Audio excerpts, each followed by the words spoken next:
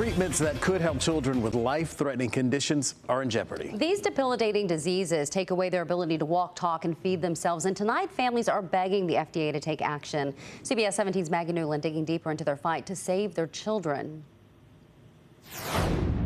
Gilbert Dryden is a happy, seemingly healthy little boy. As you look at this baby, he does not look like he is in heart failure. He does not look like he has skeletal weakness. He is developing like on par with a typical 7-month-old. But in fact, Gilbert is living with an ultra-rare genetic condition that experts say kills nearly half of babies born with it before they turn 5. When he was 16 days old, he was diagnosed with Barth syndrome.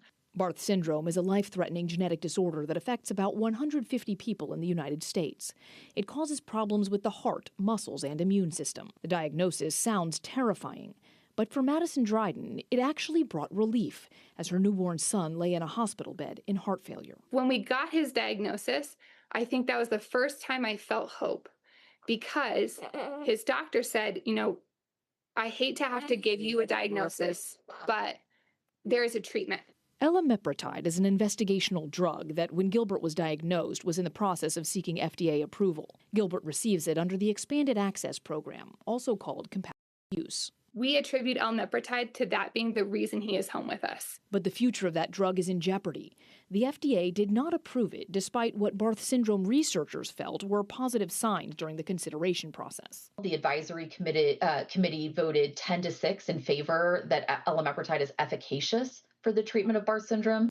Lindsay Marjoram is the director of research for the Barth Syndrome Foundation, and Dr. Todd Cade with Duke has been researching Barth syndrome for nearly 20 years. Both say they believe the drug has shown benefits. The expanded access has been used on a lot of infants born in heart failure, and it had really amazing results. But they say it's challenging to study drugs for ultra-rare diseases. Because this is the very first trial in Barth syndrome, they really didn't know the time frame this drug was going to work. Drug trials and things like chronic heart disease, lung disease, diabetes, those have the benefit of having thousands and thousands of patients in the trial. We don't have the luxury of that. We don't have a current standard of care, and we don't have a lot of patients. There are other conditions like MPS and Sanfilippo syndrome who are also in the same boat. Sanfilippo syndrome is another ultra-rare genetic condition, sometimes known as childhood dementia. It causes children to regress until most die in their mid-teens. They lose speech, mobility, ability to feed themselves. Ashley Haywood and her daughter Sadie live in Albemarle, North Carolina. Sadie was diagnosed with Sanfilippo syndrome as a baby. A few years ago, she loved to sing and talk. What does a cat say? Say meow. Now, at age 9, the doggy says, what does the kitty cat say? She has lost most of her words. Right now, she would probably be considered nonverbal. Ashley says a drug in clinical trials gave hope to many Sanfilippo families.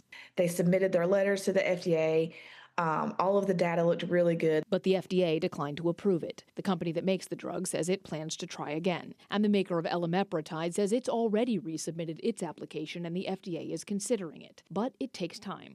We're now entering month 19, and the sponsor is on the brink of bankruptcy. Our kids don't have time. We can't wait. More than 45,000 people signed this petition, urging the FDA to act quickly when it comes to drugs for rare diseases and to consider the limited patient population and resource constraints. Families like the Haywoods and the Drydens are working together, recording videos and sharing stories online. The FDA rejected UX111 that could save my child. The FDA rejected elamipretide that could save my child. Hoping the FDA will hear their message of desperation. We're going to do whatever we can for our kids because it's our only option. The thought of this drug going away is absolutely terrifying. Honestly, that's what I think about all day, every day, is how much time do we have with our baby? Because when we had the certainty of elamipretide, when we've had it, it's like maybe we have a chance at seeing him grow up, and now we're pretty much in fear that we don't have that chance anymore just because of the process. I reached out to the FDA and received the following statement. The FDA continues to be a strong advocate of development of drugs for ultra-rare diseases. However, the FDA is unable to comment on the status of ongoing regulatory files. Now, the company that makes elamipretide says the FDA advised them that it hopes to make a decision on that drug by the end of September.